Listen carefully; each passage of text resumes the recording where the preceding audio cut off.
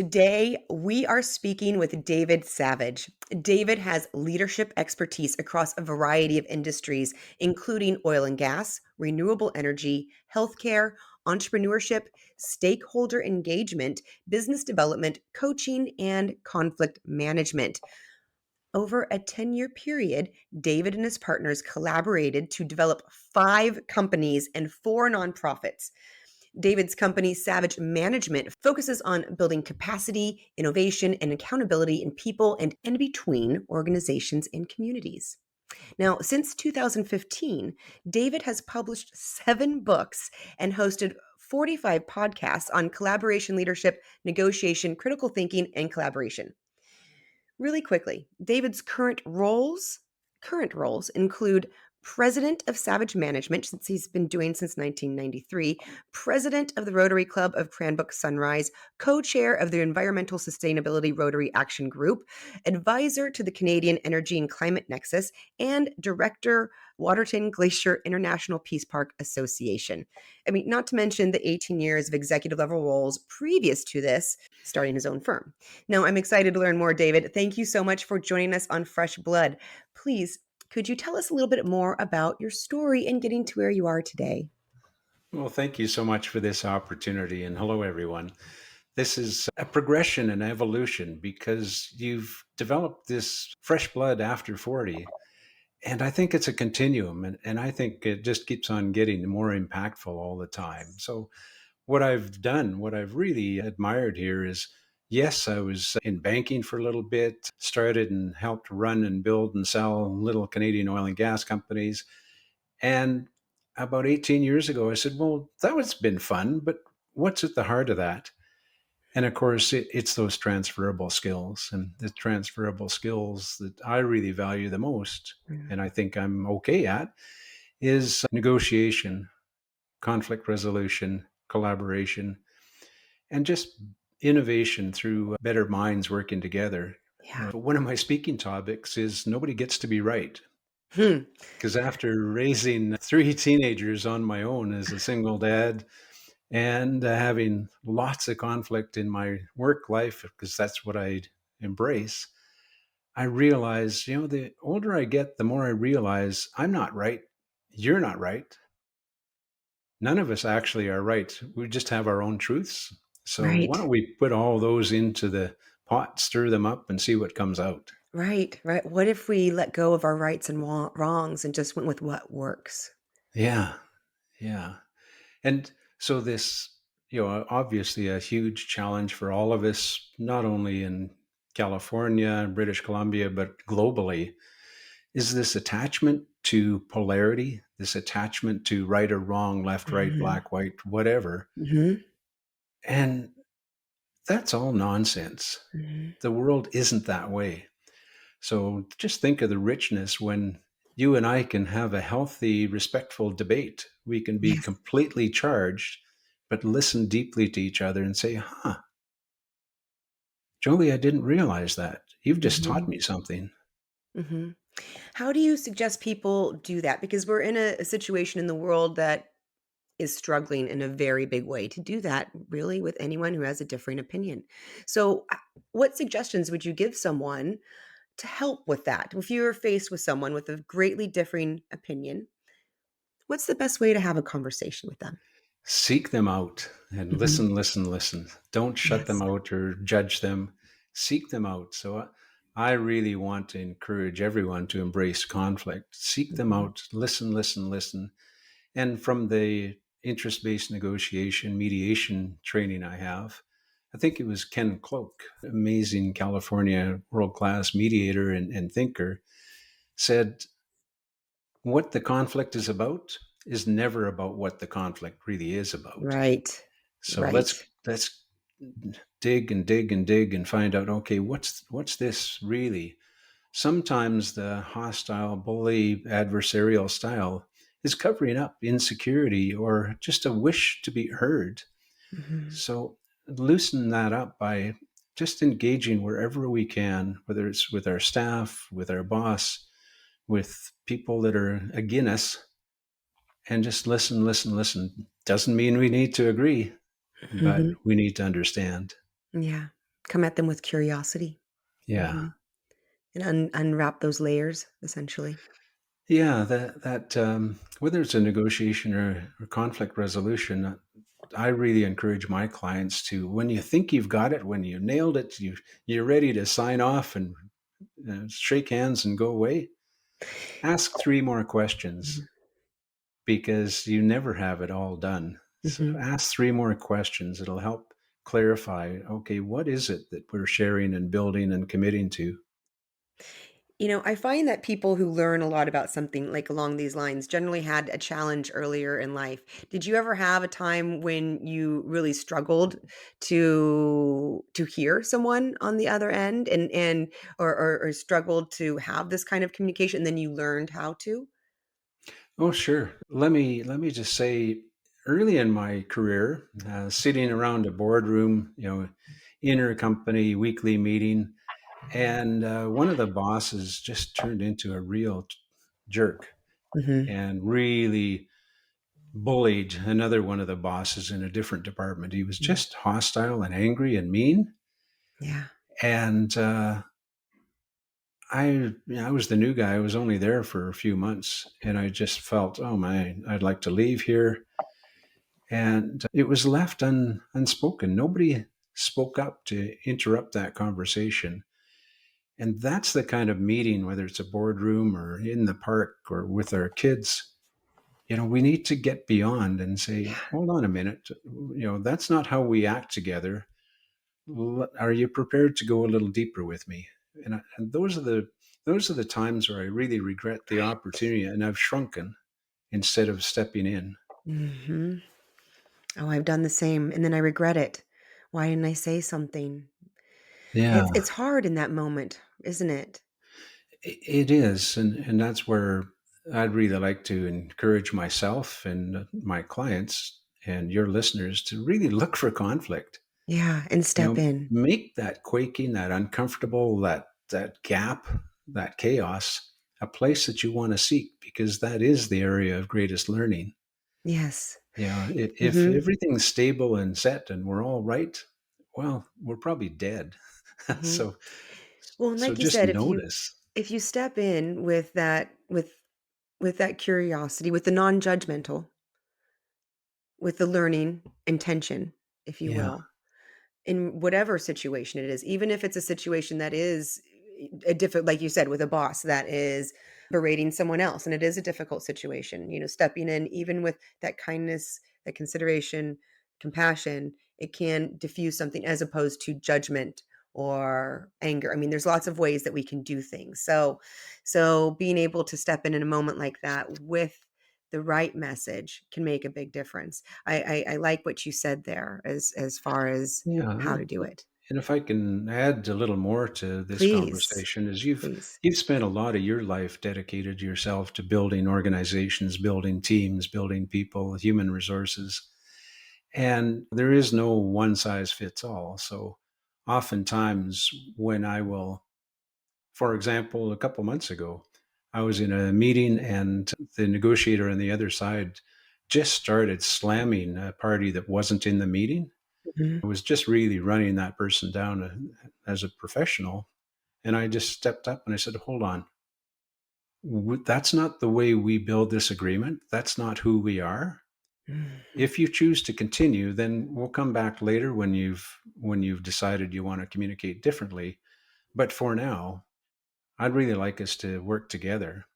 And it stopped the guy in his tracks because nobody had actually done that. Yes, that's People would perfect. step back and just let him rant and destroy relationships and opportunities. The other side of the toolbox is, now this was quite some time ago, but in my small team, I was having a real difficulty working with a Massachusetts power generation Mhm, group. And when I would come back to Calgary to report back to my partners, they were pretty frustrated. I was pretty frustrated. And one of my partners just started lambasting me. Like, what are you doing, Dave? You're supposed to be the negotiator, the dispute resolver. You're getting nothing done. And maybe not consciously, but I actually stood up, walked around the boardroom table, stood over him, and started yelling at him. Mhm. So I've rarely ever done that, Jolie, in my professional career It and happens to hopefully in all of my us personal. sometimes, right? He touched But I lost it, Mhm. and that's exactly what he needed from me. He needed me to speak his language. And from Mm, that point on, we could be truthful, honest, collaborative, and he never bothered me again. We were mm, working together. But so my point is there is no one size fits all, mhm. but on the other side, there is no opportunity to be missed here. There is great opportunity. My oldest sister taught me about 30 years ago, the people that are against you, that are in conflict with you, David, are probably your greatest asset.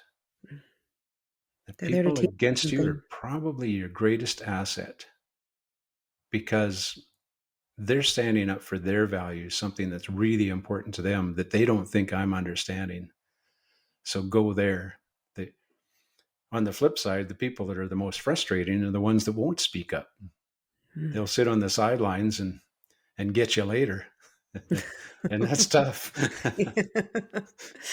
Well, David, tell me about your background because I saw in your profile that you were a CEO of a company before starting your own company. So what happened in there to make you switch from the corporate world into an entrepreneurship type of role? Yeah. So I've always been a serial entrepreneur. Mhm. I've always been a people agreement creator kind of person. And I found that early in my career, when I was working for international companies, it wasn't very satisfactory because it wasn't mine. Mhm. And within about 5 years, I started working with small groups of people where if I wasn't in charge, which I often wasn't, then I could walk down the hallway and talk to the person that was making the decision and be satisfied that they would hear me out. Mhm.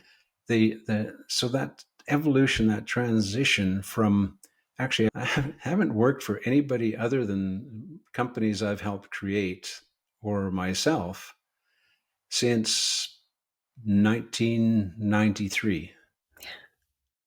And it's That's joy. And I think that's what I wonderful. want what I want to share with you is, we talk about ageism, we talk about challenges as we grow.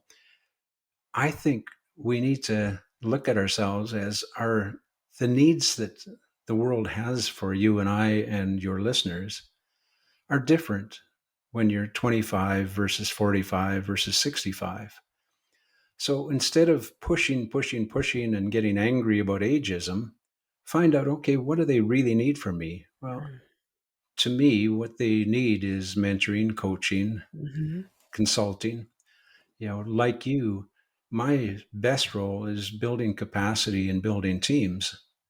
Uh, I won't be on the team. I won't be part of that leadership group, and it's time for me to step out of the way, anyways. Like, the next generation is amazing. They're brilliant. People in your age group, people younger, they are just awesome, powerful, wise people, and they've had so little coaching, so little internal support. They're kind of used as True. cogs or as if they're widgets. Mhm. That's the role that as we shift from being in the corner office or at the boardroom table, it's important for us to use everything we have to support that age group and let them shine. Yeah, that's perfect. You're absolutely right. There is a big hole, I would say, in that coaching mentorship for so many people. I hadn't really thought about it till you just said that, and it just was like, well, yeah, that's exactly how it's been. So that's really interesting.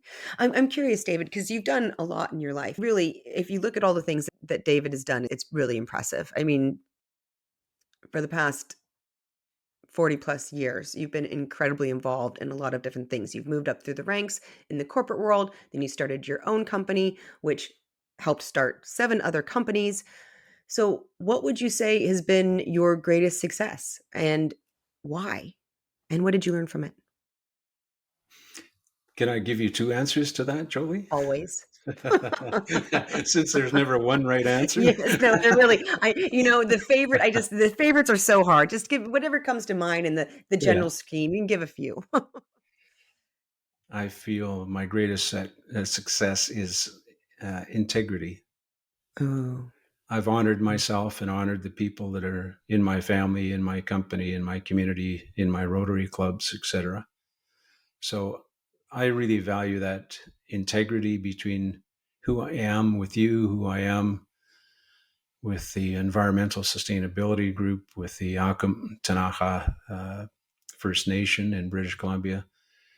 I value that. And a test for me of that has always been, if mom and dad knew I was doing this, how would they feel? mm, that's a Checking good in to the values that they gave me. one. Mhm. Second one is probably more of a financial success. Is sometimes as entrepreneurs, leaders, we keep planting seeds, and the darn plant never seems to grow, Right. and then all of a sudden it really grows. So Out of nowhere. yeah, you You know just keep that, you just keep watering, and then all of a sudden it just sprouts. and and You're like, there's "Hey, been I wasn't go sure if ahead, the seed was gonna work." and you don't know why, Yeah. but on the other hand, it's like, okay, while it's not appearing to grow, maybe it's just growing roots.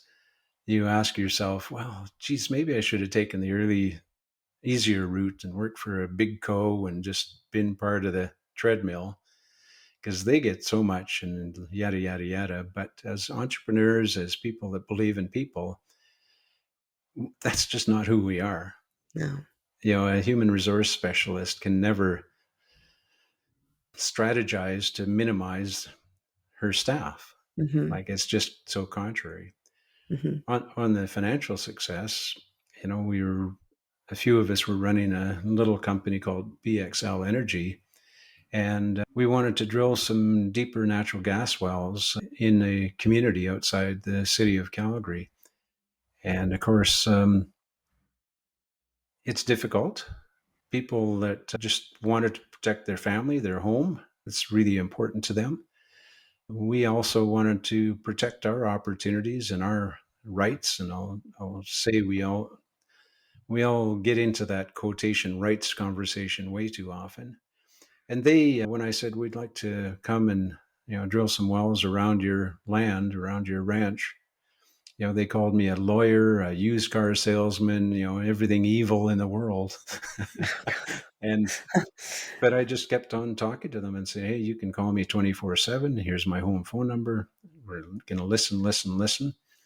And at the end of 3 months, we were actually to have a number of heartfelt conversations where we're just listening to each other as Mhm. opposed to me trying to manipulate them into a yes. Mhm. And as a result, we brought in another third party. And what we came up with as a solution was completely different from what my company wanted to do, was in the best interests of the landowners and the families that lived in the area, and the best interest in the processing facility that was underutilized. And while I was berated and bemoaned for about 3 months, 3 months later, we had our capital costs were slashed because the underutilized facility was going to pay for it all. The landowners were coming back to say, "Hey, when are you going to drill some more wells? We kind of like this, Dave. This is better than ranching and farming these days." And the beautiful thing for me and our Everybody was happy. shareholders is our share price tripled in another 3 months. So Oh, it's wonderful. it's not just feel good. This is the way successful companies respect, listen, and innovate together. Oh, that's And beautiful. You said something really important in there too. You listened without trying to get a yes. You listened without an agenda. right. That's the way to listen. And I think that's a lost skill for a lot of people. Yeah, and we're a skill that managers, leaders, parents feel that, well, that's a sign of weakness. Just get on with it and let's get our way. Mhm. Well, if I can go back to that example, that drilling example, we had a larger company that took that route in the same neighborhood, in the same community, and Mhm. said, we've got our rights. We're going to go to the regulatory authority and We're going to force you to let us in. 3 years later, they still hadn't drilled their first well. Wow. Wow. Lawyers were happy, but there was a lot of toxic energy going around. So I want to go back to that point of my sister's advice to me is listen deeply and listen to those people that really are against me. I was thinking about that advice when you were talking. Yeah. Yeah, there's a lot to learn there. Mhm. So the other point is because so much of your content and your guests and your work and your future book is about evolving collaboration, innovation, and how do we prepare for these next years and decades together. In preparing for this conversation, I thought, I've always been a fan of the Beatles because every album was different. They never repeated the same style. Last fall, we were down in Las Vegas, and Lady Gaga was putting on a jazz and piano live show in Las Vegas. I wanted to see that. And there's another example where she took risks. The Beatles took risks. You took risks. I've taken risks. And Mhm. look, it's just like it's a joyful place to evolve and play and discover. It is. It is. There's a lot of beauty when you are willing to take risks. Which Yeah. reminds me, I've been resisting a risk recently. So this is a very good conversation. I'm going to step into that. This is a good reminder. Step into it. I think so. I welcome everyone else to step into it with me.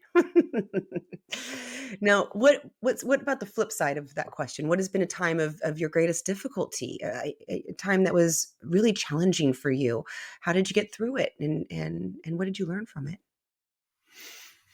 The most difficult times are personal times, like when it's business, when it's community, where it's volunteerism, you can manage your way through that. Mhm. But when it's personal, it can be really painful. Yeah. So about 5 years ago, my wife and I split, and things went Oh. very, very sideways. And I was often thinking, Spirit, are you just testing me? Like, Mhm. put myself out there as a negotiator, a mediator, a dispute resolver, somebody that can, you know, fight the fires and come out with a brand new building. And that wasn't happening at all. And unfortunately, it went on for years and years, and it really hurt. It was yes, it was a heartbreak. Yes, it was a bank break. Yes, it was toxic and all that stuff. Yeah. And so many of my friends said, "Why don't you get her back? Why are you being so nice? Go for it. Use the same tactics." So in all that pain, whether it was Spirit or me or whoever, I just said, "No, I can't do that. That's not who I am. I will never sell my soul, my Mhm. purpose, my way of being in this world just to win something." Yeah. And at the end of the day, I stuck to it. I was patient, and everything was resolved to everybody's satisfaction. We had to get through that storm. Mhm. Oh, I'm glad to hear that. No, and that happens all over the world. It's in one of those natural occurrences. Now, how did you get through it? What helped you get through it? And what did you learn from it now that you're on the other side? Well, speaking of evolution, progression, change, learning, and all that Mhm. stuff, let me make a quick comment before I tell you another quick story, Jolie.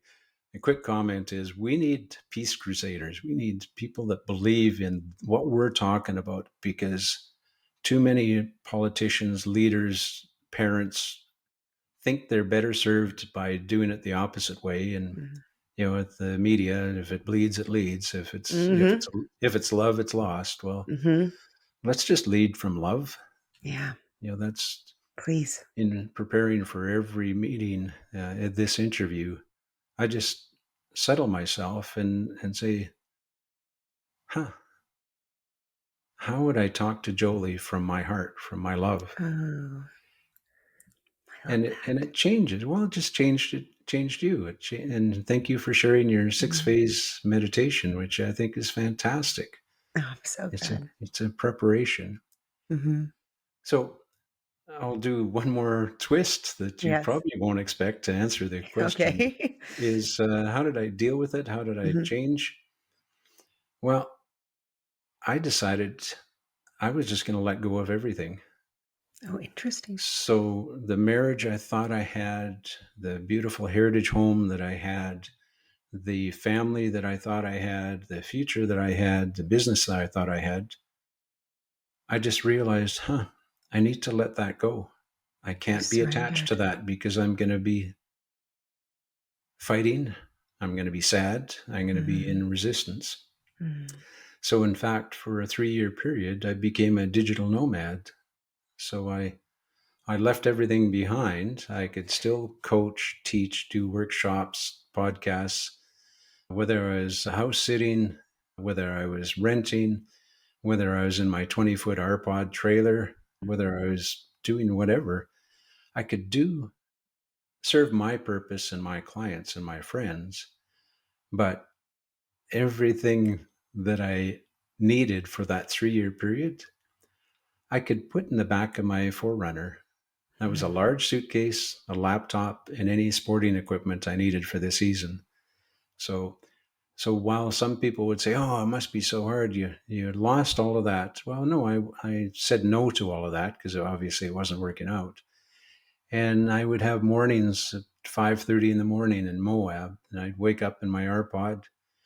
I'd get up onto the trails and canyon lands and Delicate Arch and all those things, hike and bike. And I'd about 10 o'clock when it was getting to be 40 degrees and other people were getting on the trail, I'd go back to my trailer. I would do my podcast, do my coaching, and then have a nap until about I three love it. o'clock when it was time to get back outside. And so, I a think that's wonderful.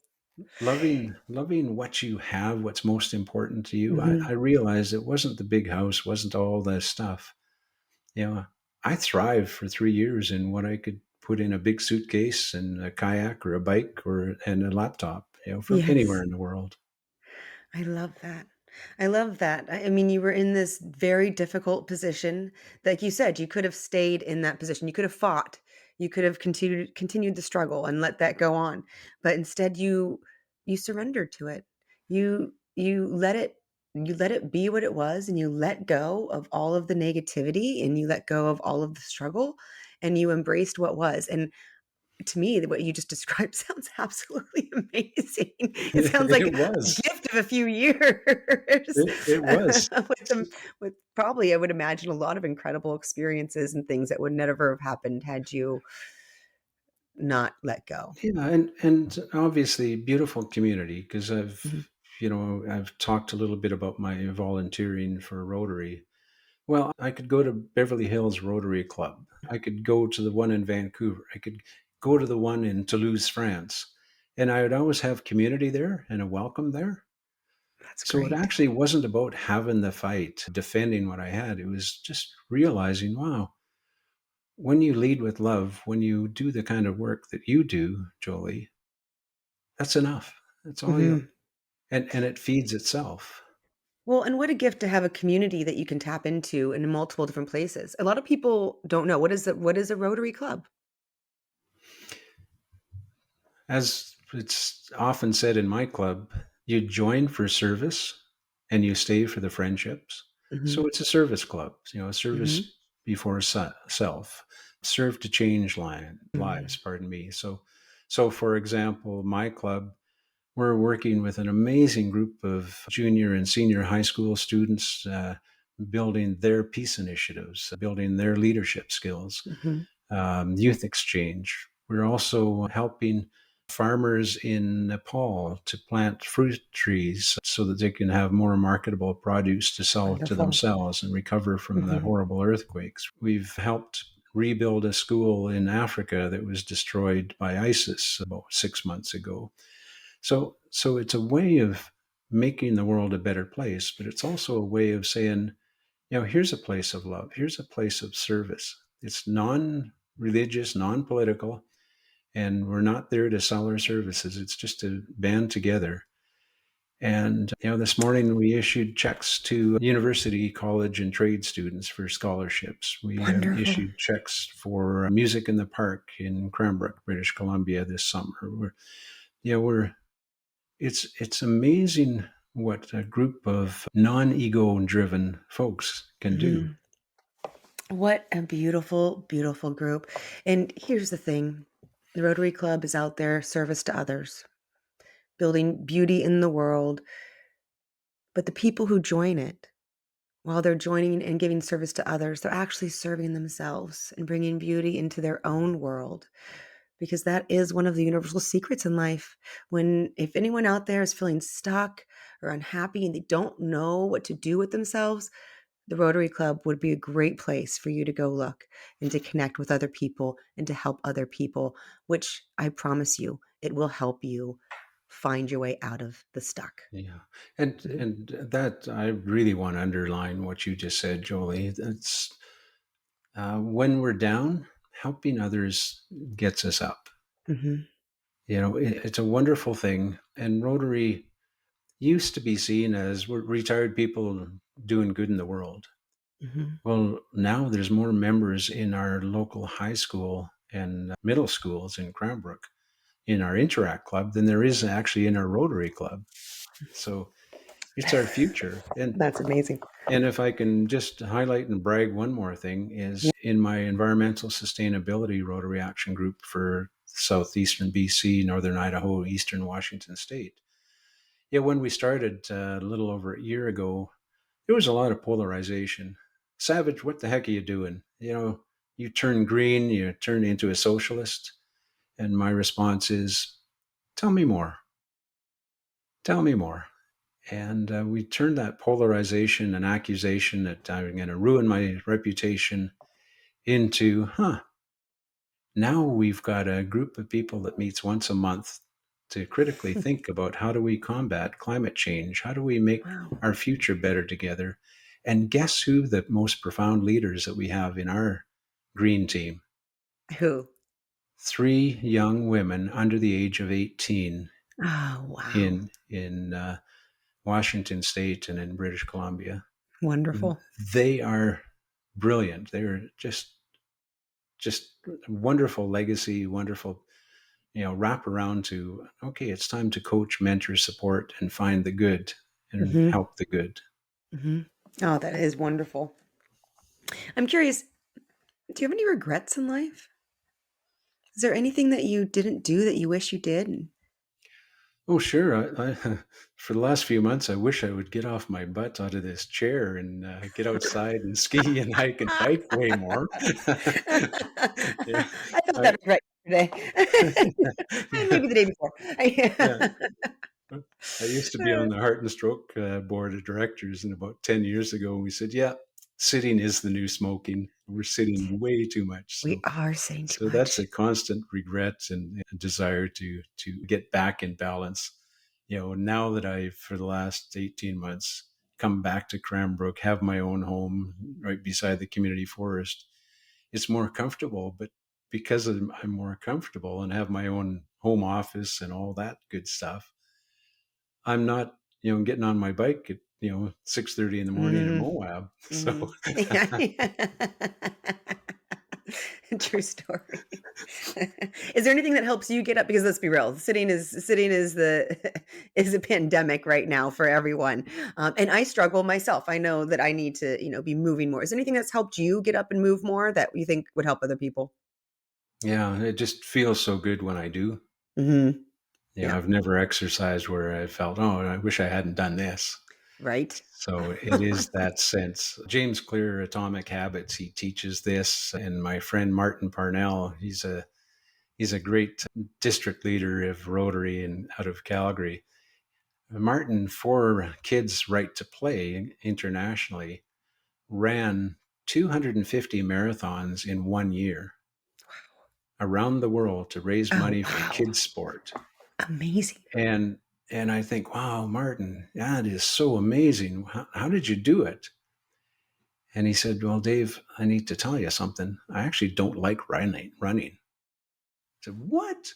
you've dedicated years of your life to do this. Like, you don't like it?" He says, "Yeah, it's okay." And he started with Kate McKenzie a secret marathon for women in Afghanistan to run. Oh, Instead of wow. running around their Amazing. walled backyards, they had the secret marathon about 4 years ago. So tremendously impactful, using running for good and for freedom and for sport. But he says, Dave, I'll get up in the morning. I said, well, now I'm up.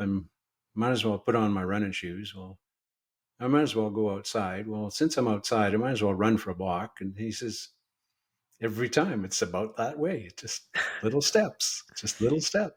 Right. Which is the secret to everything. Little Yeah, steps. It yeah, really is. Everything anything that any goal we have can feel overwhelming or too big and make us not want to start or stop us from starting. But if you just break it, like you just break it into those little steps, well, get myself outside. yeah. And once you're outside, get myself down the block.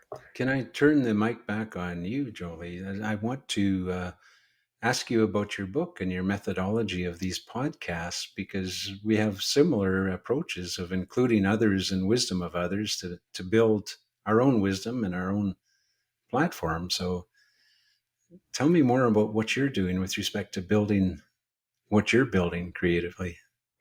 I plan on turning all of this content into a book that highlights those universal truths, that golden thread that you find amongst all of these stories, the building blocks, if you will, that create that highly successful, satisfied, fulfilled life.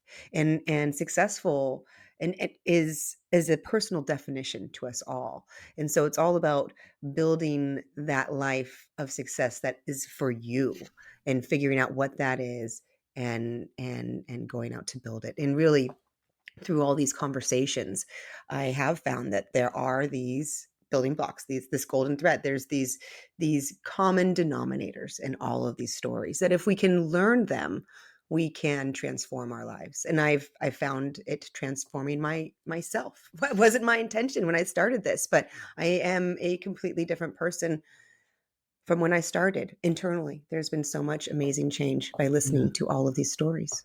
And you're doing amazing work. So I'll ask one question with three answers is what are three golden threads that you're playing with?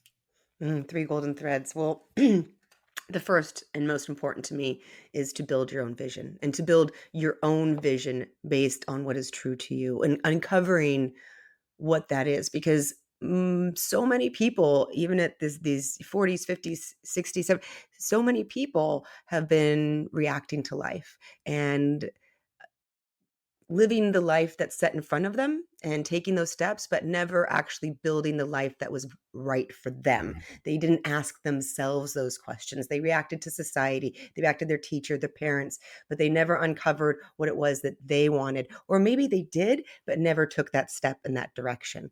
And I believe it's incredibly important, regardless of what age you're at, to take a step back and to ask yourself all of those questions so that you can uncover what it is that is most important to you and what it is that you want, not what anybody else wants. And I think that's number one and most important. So What's building number that two life and vision. three? No, so there's so many good ones. One that's very powerful in any situation is to focus on what you can control versus what you can't control and to let go of those things that you don't have control over and really focus your attention on what you can do. And once you figure out your life vision, you'll know what it is that you want to do and the directions that you want to go. So then you can then focus on those things that you can control. And that also includes letting go of the baggage that other people put on you and the stories that they put on you and you going ahead and just putting those down and walking away and carrying only what belongs to you.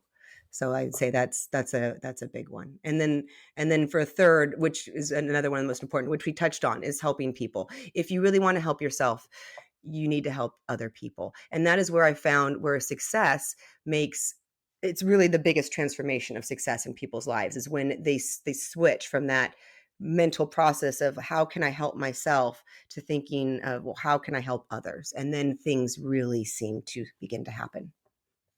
There's those are Thank those I you. would say our three top ones. But And what's the timeline for the new publication? my goal is to have it finished by June. I don't know if that means it'll be published but my goal is to have it packaged and done by June and hopefully in the publishing process at least.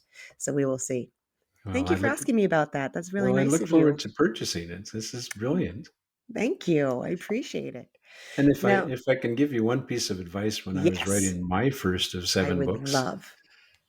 you get into this brilliant time where I don't know if you're a morning person, but I would get up and start writing from 5:30 to 7 every morning. I just love that time because it's, heart and brain is clear and Mhm. fresh. And then somebody said, Dave, the perfect book has never been written.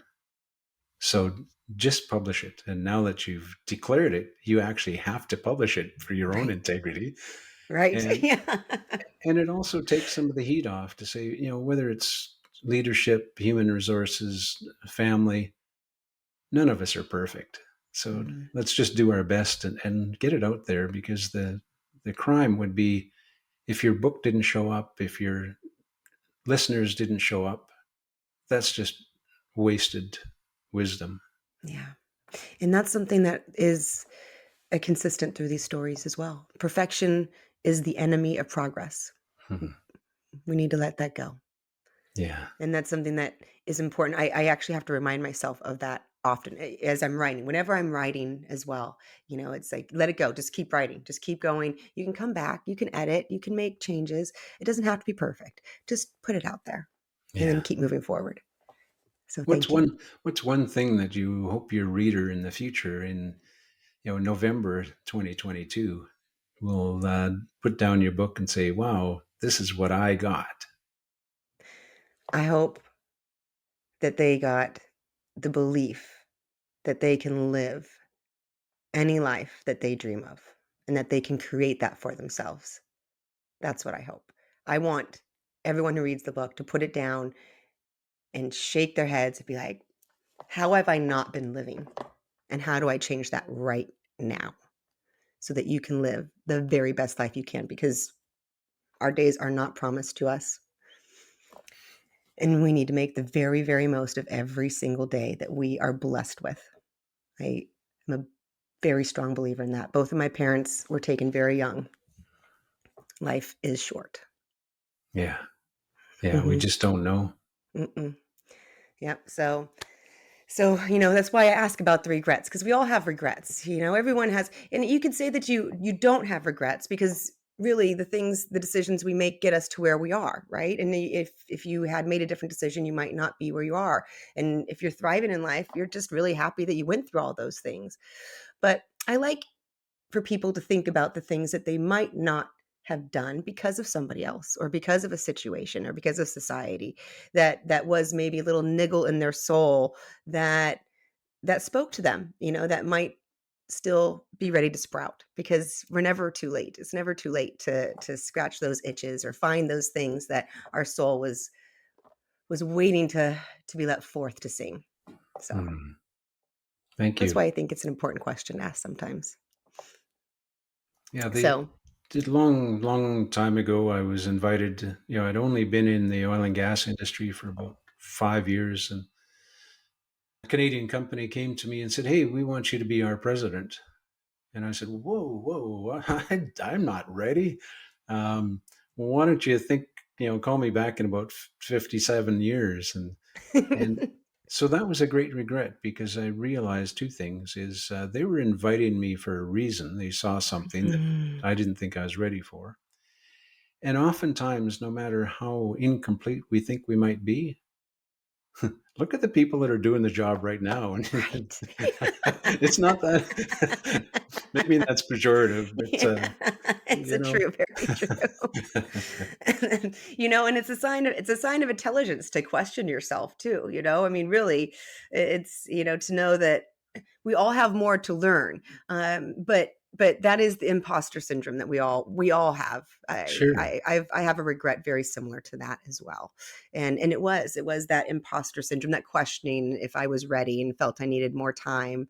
But Like you said, it is, if you look at really, that's the secret. Everyone who is in a position that is doing something that you think is, wow, that's, they're just so amazing. They all, okay, maybe I can't say all, but I would say with certainty 95% of them have questioned themselves and have thought to themselves, am I the right person for this? Am Mhm. I qualified for this? Because that's just a natural human reaction. That's how our brains work. Yeah. It's And imposter syndrome. so for the last 17 years, I've been on retainer for a little company out of Vancouver called Hemisphere Energy. Mhm, And the president is a geologist, Don Simmons. I love that man. It's a small team of 8 people doing miraculous things. And none of them get to be right. mhm, We plug and play to our strengths. And mhm, Don is very careful if something is unclear or he wants to challenge, he'll ask and ask and ask, and he'll sit and listen and listen and listen. So companies like Hemisphere, leaders like Don Simmons, they don't have to be imposters. They recognize they are not complete.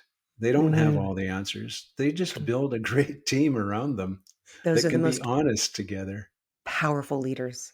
Yeah. Those are the most powerful leaders because those are the people that can really make amazing change happen. That's Yeah. awesome. Yeah, that's, to me, that's what makes a good leader, is someone who can listen to other people and knows their own limitations, finds people with those strengths, and Yes. listens to all of it to get that right big picture and figure out what's the right decision to move forward for Yeah. everybody. Yeah. And You has a know, lot of diversity.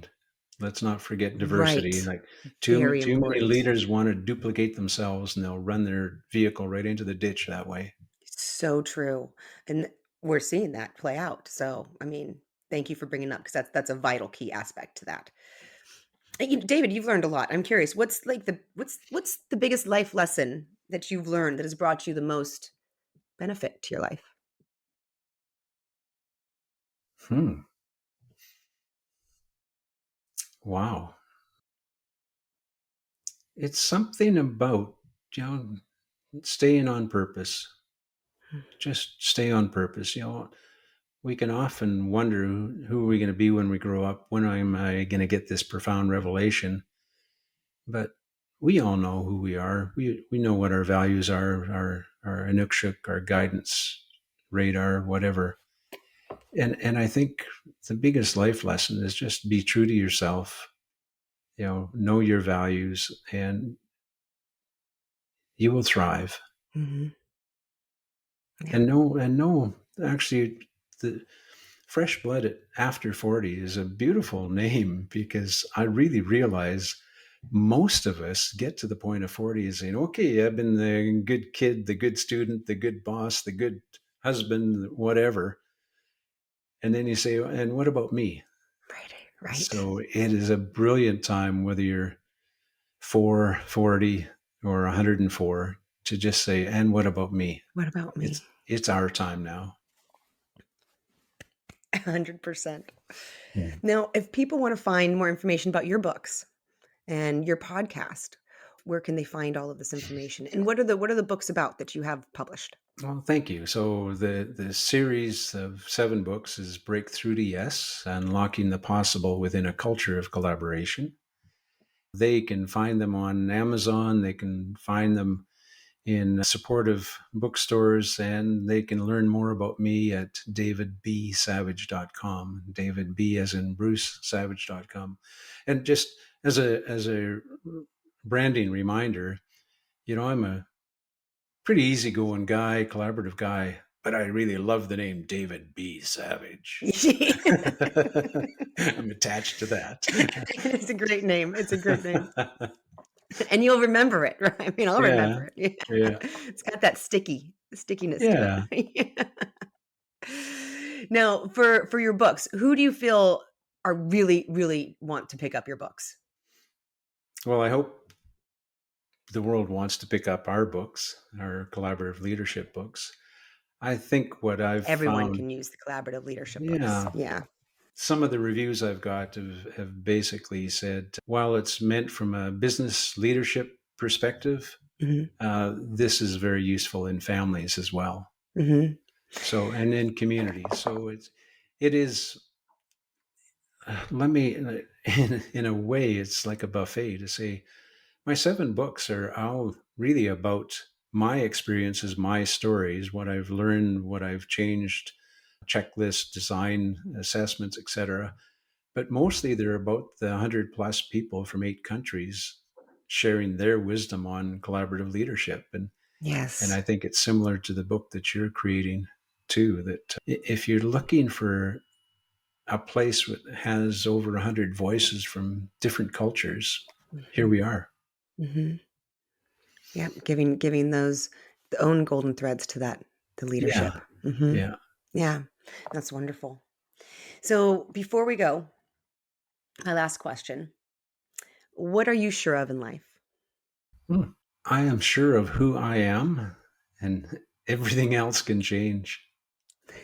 I'm not certain about anything. And wrapping around our conversation this hour is because I'm curious and don't think I'm right. It just opens up doors. Mhm. And in my life, I realize everything can fall away. So just be sure of who we are, who you are, and Yes. who your listeners are. Just hold that. It's the one thing you always have until the day you die is yourself. Yes. Mhm. Thank you so much, David. I really appreciate this. Has been a wonderful conversation. I had so much fun. Me too. Thank you so much. Mhm. What an enlightening conversation with David. Right away, David starts talking about how there is no right and there is no wrong, that it is all our own truths. He begins discussing one of the most important topics for us at this point in time in our history: how to have conversations with people who believe other things than you. Because let's be honest, there is a great divide happening in the US and many other places as well. The rhetoric, the words, the messaging that many people in politics are choosing to use, it is only growing that divide rather than trying to fix it, to heal it, to mend it. We are choosing leaders once again this coming week. What kind of leader will you be choosing? Will you be voting for the person who uses their words to divide? Or will you be voting for someone who uses their words to uplift? As David said, we need more peace crusaders. We need politicians and leaders who will lead with love. What if our politicians talked to people from their heart? What if our politicians led and made decisions from a place of love? What would that look like? Will you yourself choose words that divide? Or will you yourself find the words to heal? Find the words to help bring us back together? What if you made your decisions from a place of love rather than fear? What if you talk to people from the heart, leading with your curiosity rather than your judgment? What would your world look like? What would your life feel like? David gives the best advice on how to successfully navigate any conversation. He advises that that you listen without judgment. He suggests that you even embrace the conflict. You be curious, you find out what the conflict is really all about. Rarely is the issue the one at the surface. So take the time to care, take the time to dig and find out what is really going on. So often, what you find is a wish to be heard, an insecurity, a fear, or a hurt. So engage with people and listen, listen, listen. It does not mean that you have to agree, but seek to understand by unwrapping all of the layers with your curiosity. And remember David's advice: when you think you have it done, go ahead and ask three more questions because you never have it all done. His story about his company going in and drilling wells where there were families and landowners is one I won't forget. It's a beautiful example of the absolute power of listening. Working for an oil company, David went into a neighborhood to prime the way for drilling wells. What he found when he arrived was a community filled with disdain and ready to fight. It was an understandable reaction. People are not interested in an oil company drilling wells on their property and in their neighborhoods. Naturally, there were a lot of concerns. David came into the area and he was immediately seen as the enemy, someone to be distrusted, someone to get rid of at all costs. Now, even though David was seen as the bad guy, he came in and he just listened. He continued showing up and listening.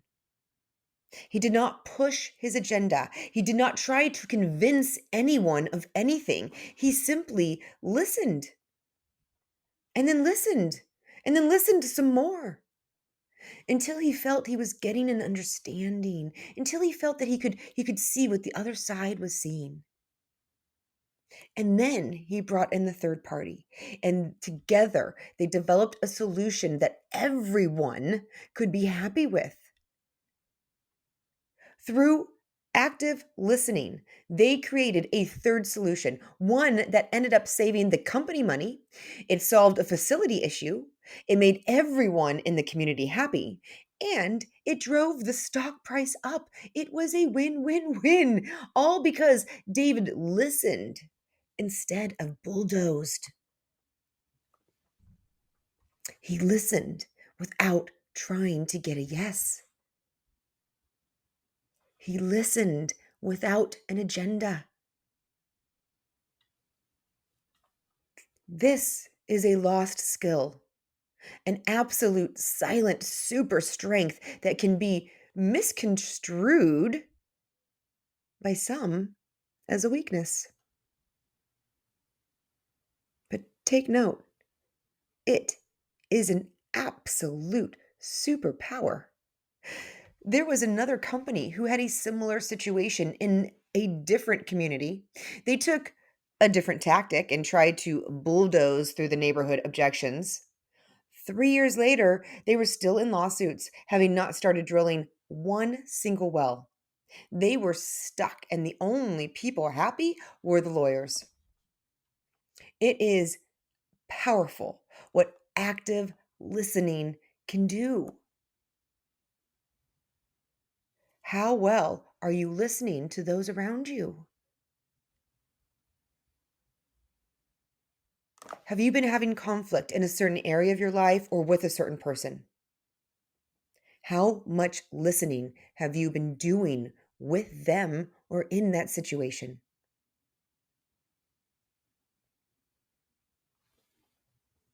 It has become a lost art for so very many. I know I can be guilty of a lack of listening at times, but I also know that since my talk with David, I have been paying attention to that superpower much more. And he is absolutely right. Active listening has the capacity to transform any situation. It also has the power to be so very endearing. David made me feel so comfortable in our talk. He had this calm, pleasant demeanor that was open. And even though he was here on this podcast being interviewed about his own life, he practiced his active listening with me. He practiced his curiosity with me. He's one of the few guests to ask me about my book. And they all know about it as they all have to give me permission to be featured in the book to be on this podcast.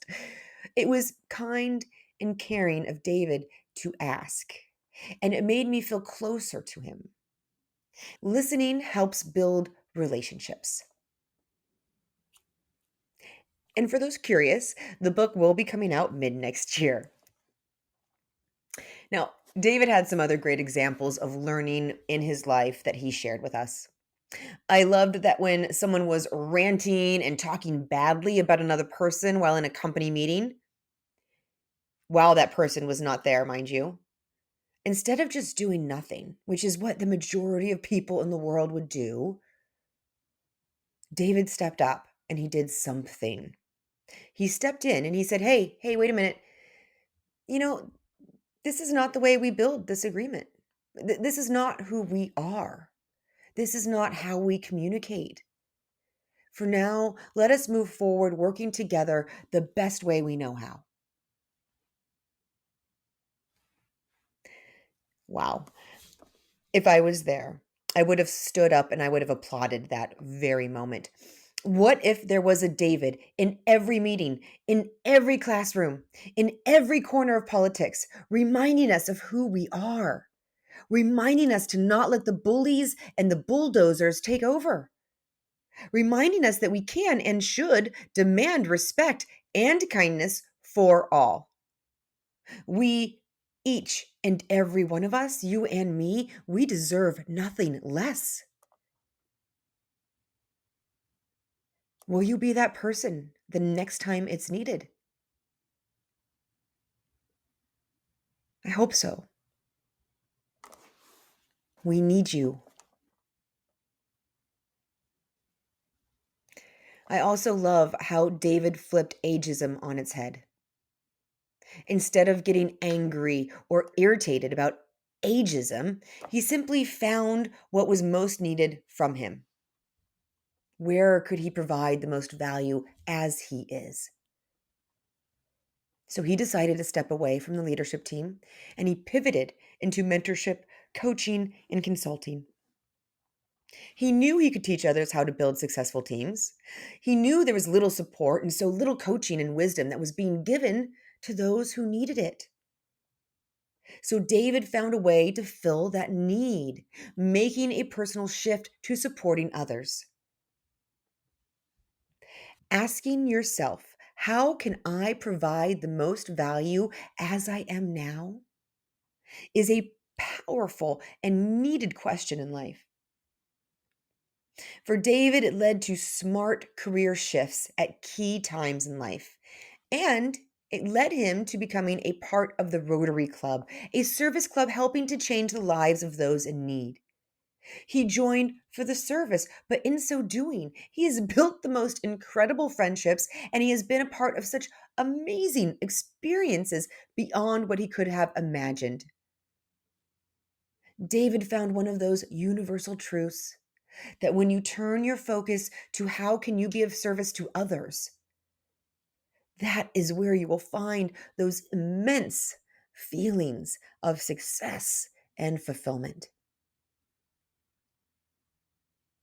So, how can you best provide value to the people or community around you as you are now?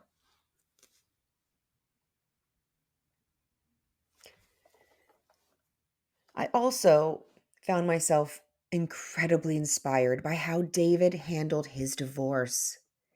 When his wife decided to leave him, David decided that instead of fighting, instead of drawing out the entire process with anger, with bitterness, with additional pain, David decided that he would let go of resistance, that he would, in fact, let go of everything. He let go of the vision of his wife that he thought he had. He let go of the future he thought he had before him. He let go of his house. He let go of his office. He let it all go. He let go of attachment, and for the following 3 years, he became a nomad. He traveled with what could fit in the back of his car. He served his purpose, he served his clients, and he served his soul by following it where it was wanting to go. David traded resentment for adventure. He traded the harshness of holding on for years of amazing experiences that can never again be replicated. He thrived during a time that makes the majority who experience it shrivel. How did he do this? He learned to love what he had.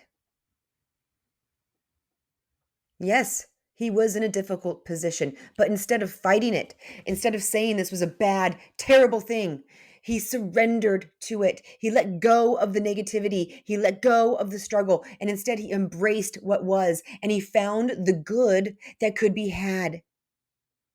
He led with love. This is called amor fati. It's what the great German philosopher Friedrich Nietzsche would describe as his personal formula for human greatness. It's an enthusiastic acceptance of everything that happens in one's life, accepting and embracing life for what it is, as negativity cannot and will not change the past. But optimism, combined with the willingness to accept, evaluate, and learn, will absolutely impact the future. This is what makes a truly unstoppable person. The person who loves it all because they can make the most of it.